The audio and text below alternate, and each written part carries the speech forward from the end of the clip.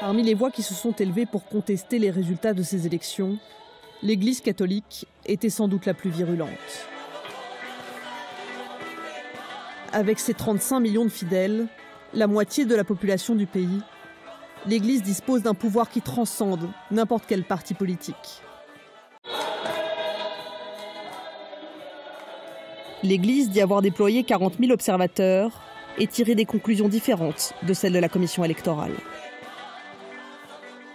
Au moment où l'Église ne voit pas clair par rapport à ce qui a été publié, l'Église a l'obligation de réclamer la vérité et rien que la vérité. Je pense que l'Église a fait son travail et elle a pu se limiter ou elle s'est limitée selon ses compétences. Elle ne pouvait pas aller au-delà de ce qu'elle pouvait faire.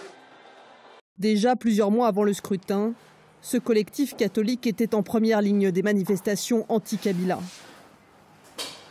Depuis, Thierry vit reclus, menacé de mort, et il hâte le nouveau président de se distinguer rapidement de la politique de Joseph Kabila. Si pendant les 100 premiers jours, on continue avec l'impunité, on continue avec les massacres à gauche et à droite, on continue avec les arrestations arbitraires, ça va donner des mauvais signaux, les gens vont commencer à hésiter. Même crainte du côté de la Senko qui réclamait la publication de la vérité des urnes.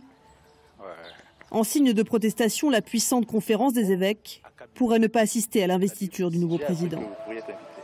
Oui, mais une invitation n'est pas une convocation.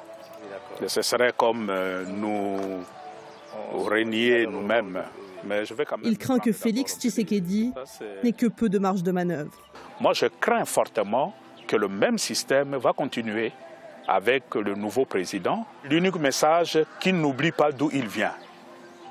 Il vient du peuple, le peuple souffre, qu'il n'oublie pas le combat du peuple. Des déclarations qui résonnent comme une mise en garde pour le nouveau pouvoir. Nul doute que l'Église catholique restera très attentive au premier jour du nouveau président.